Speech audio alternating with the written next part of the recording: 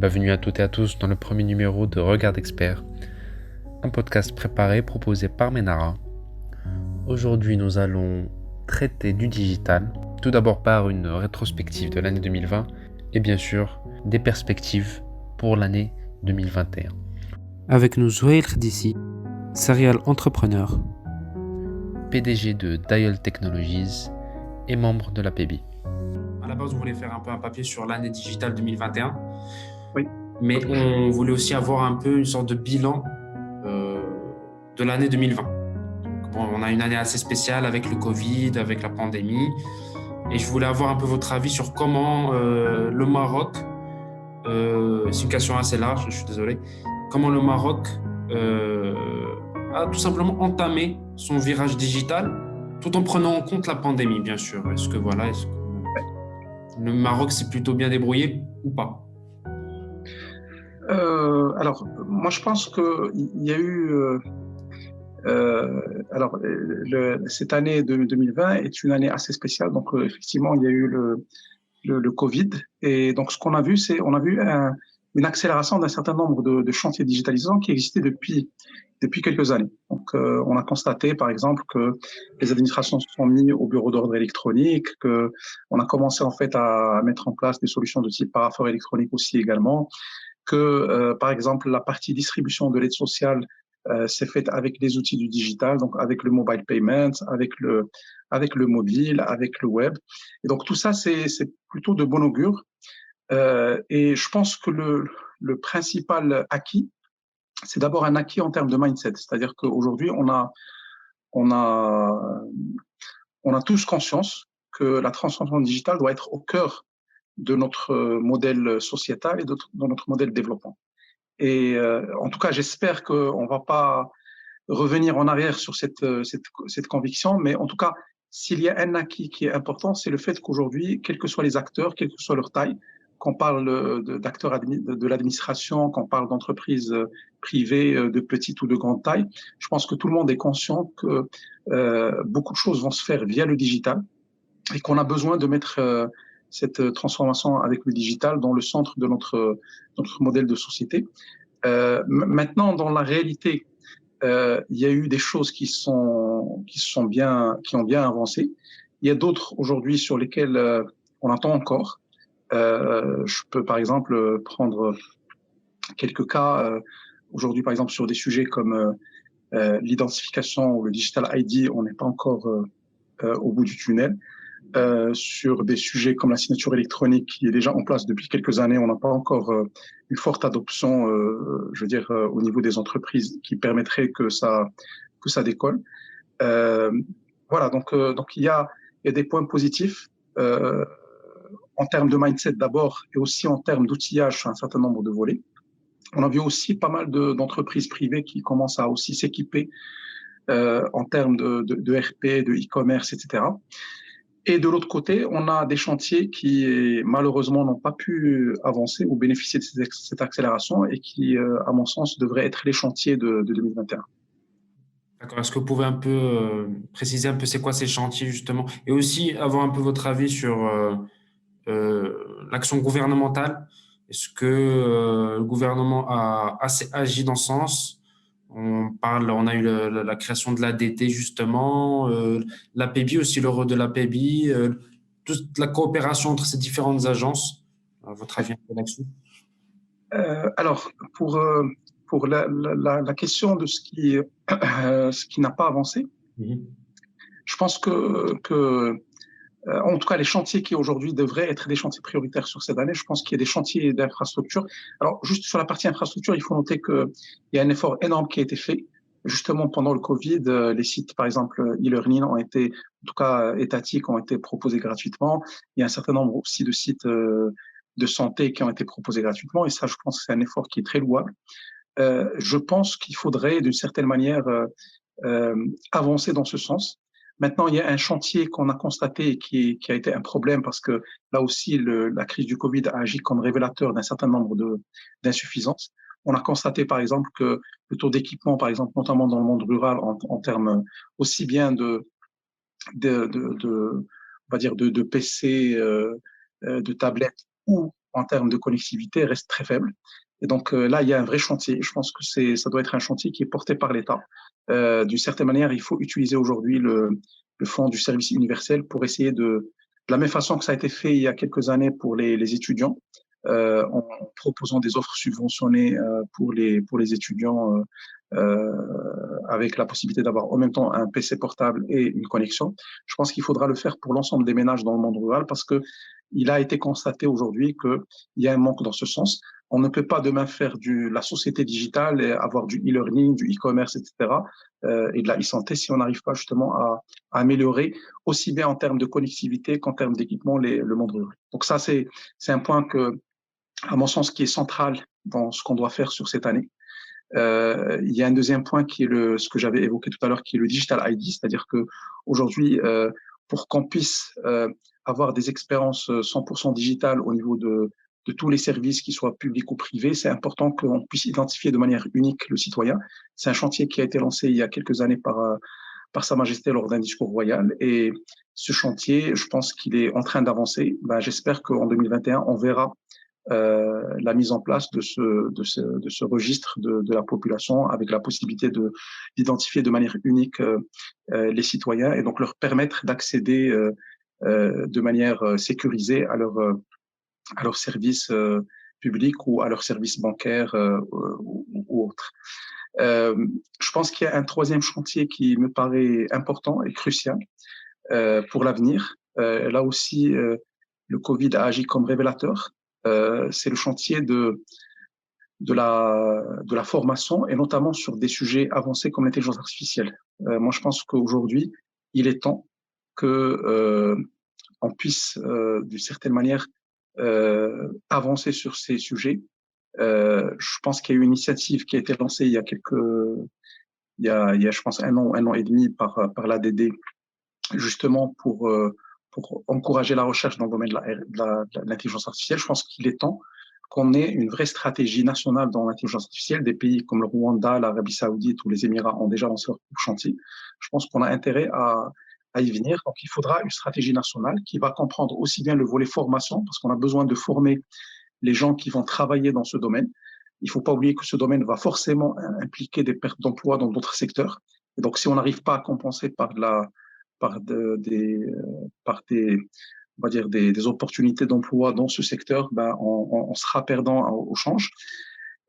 Donc, il y a la formation, il y a une stratégie pour avoir des champions nationaux dans le domaine de l'intelligence artificielle.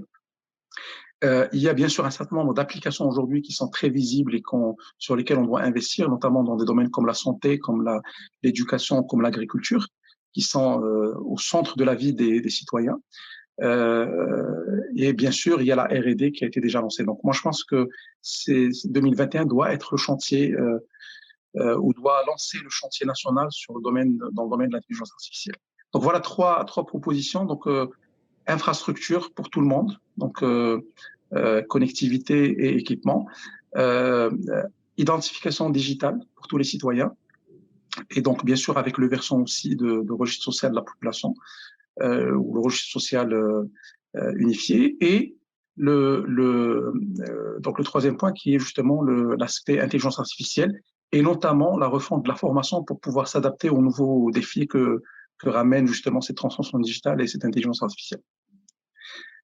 Alors pour la question de ce qui a été fait au niveau de l'État, comme j'ai dit, je pense que il y a quelques initiatives. On a vu par exemple comment, comme une première, l'État marocain a distribué l'aide Covid dans une phase très très critique en utilisant les outils digitales. Donc, on a permis aux citoyens, soit via SMS ou via un portail, de s'inscrire dans ce service et la réception de l'aide se faisait par mobile payments. Et donc, les gens recevaient en fait un code qui leur permettait de retirer l'argent auprès des GAB.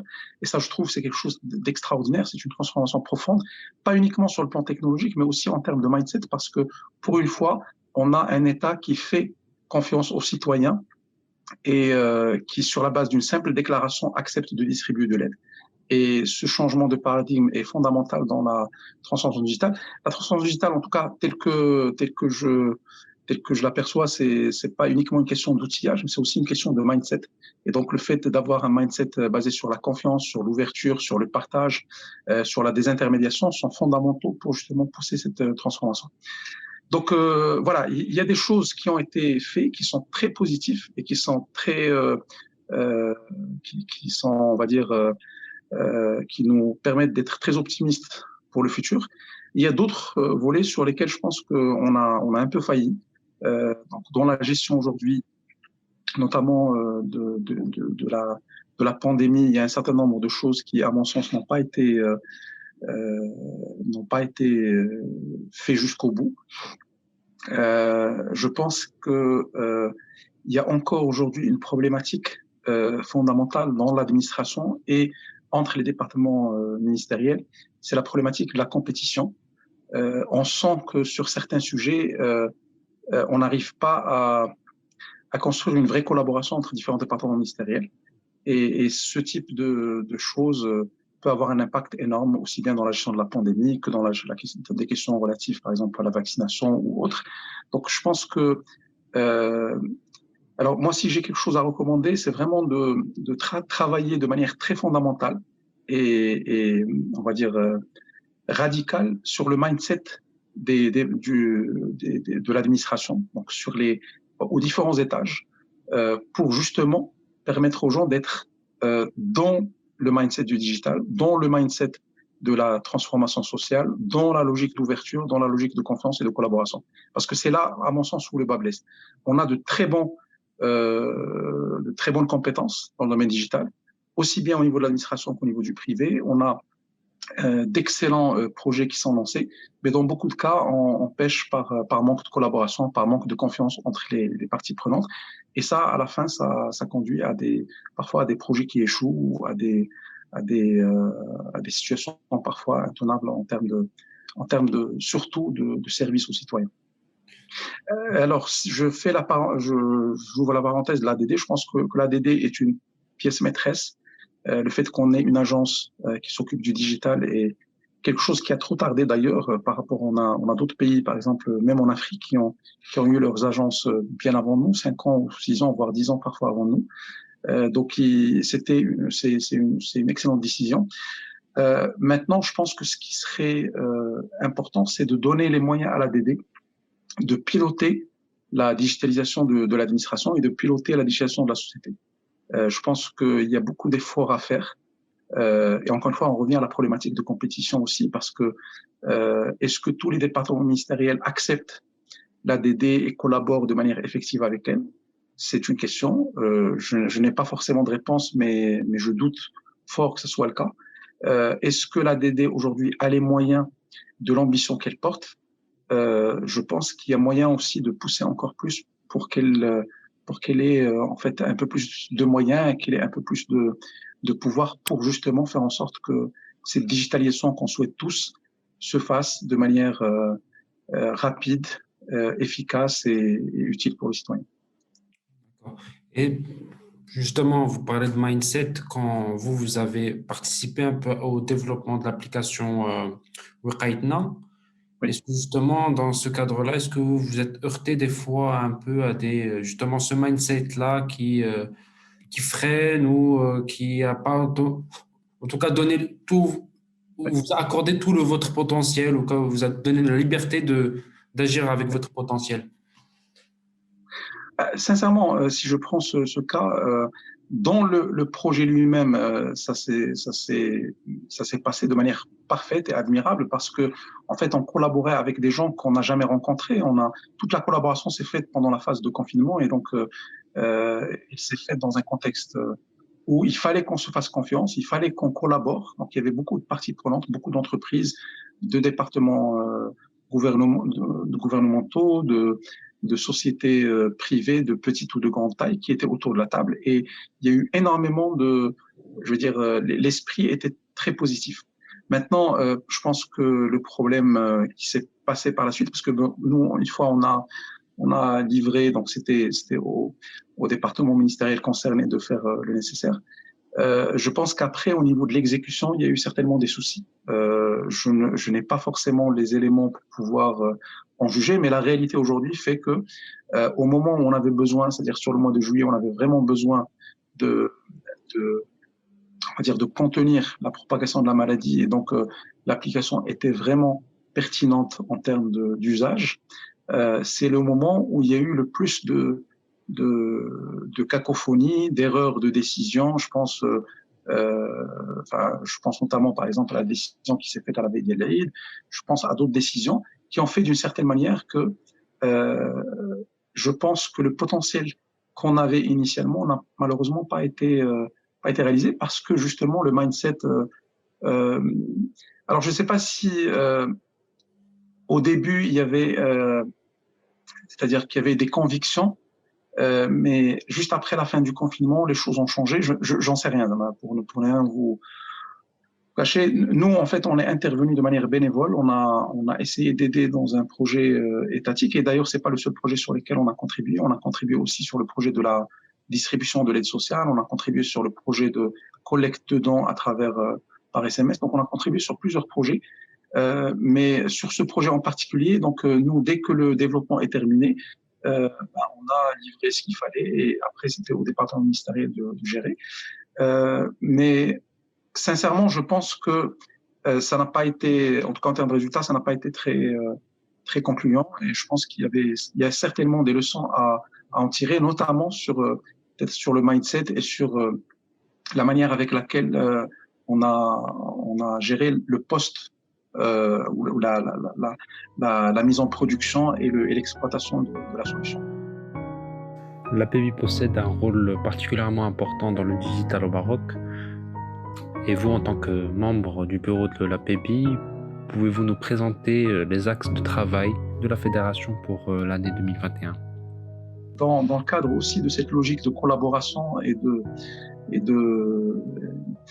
digitalisation, je pense que, en fait, au niveau de l'APBI, on avait travaillé sur. D'abord, on a un axe dont je suis le pilote, qui est l'axe Digital for All, dont l'objectif c'est d'accompagner les différents secteurs économiques et les différentes régions dans leur transformation digitale. Et donc c'est un axe sur lequel aujourd'hui on est en train d'essayer de mettre le turbo. On vient de signer un certain nombre de conventions avec un certain nombre de régions justement pour les accompagner dans ce sens. On est aussi en train de travailler avec un certain nombre d'acteurs et de secteurs justement pour essayer d'aider. Et au-delà de ça, on a travaillé sur ce qu'on a appelé le Pacte Maroc Digital. Donc le Pacte Maroc Digital est une initiative qui a été portée par l'APBI et par d'autres associations. Donc on a essayé de se regrouper dans le cadre d'un collectif, donc entre l'APBI et l'OSIM, qui est l'association des DSI au Maroc, Maroc Numeric Cluster, qui est le cluster digital au Maroc, et MSEC, qui est l'association des acteurs de l'écosystème des startups. Et on a présenté en fait un pacte au ministère de tutelle, dont l'objectif c'est d'accompagner cette digitalisation. Donc c'est vraiment d'accompagner la relance de l'économie avec le digital. Et ce pacte a été présenté. Donc aujourd'hui on est en phase de déploiement d'un certain nombre de mesures. D'ailleurs avec le ministère et avec l'ADD. Et je pense que ça aussi, ça peut aider. Donc, d'abord, il y a l'esprit de collaboration, il y a une relation de confiance qui s'est créée entre les acteurs. L'objectif étant de garantir que sur certains sujets qui ont été des acquis lors du Covid, on ne revienne pas dessus. C'est aussi de permettre d'accélérer les chantiers qui n'ont pas encore aujourd'hui été mis en place. Et de se mettre d'accord sur une approche globale en termes de transformation digitale du pays, et donc qui va toucher aussi bien l'administration, l'économie que la société. Donc voilà, ça fait partie des initiatives qu'aujourd'hui sur lesquelles on est en train de travailler. J'espère qu'on aura l'occasion d'avoir un certain nombre de réalisations très prochainement. L'objectif aujourd'hui, c'est pas de communiquer énormément sur le pacte, c'est surtout de réaliser ensemble, donc de manière collaborative avec l'ensemble de ces acteurs, et de communiquer sur des résultats pour que, Inch'Allah, très prochainement, on ait un certain nombre de chantiers qui ont abouti et qui permettent de faire avancer. Merci beaucoup, Monsieur Lardissi, d'avoir accepté notre invitation et d'avoir pris part au premier podcast Regard d'expert, proposé et présenté par Ménara. Je tiens aussi à remercier les auditeurs et les auditrices. Je vous donne rendez-vous très prochainement pour un nouvel épisode. À très bientôt.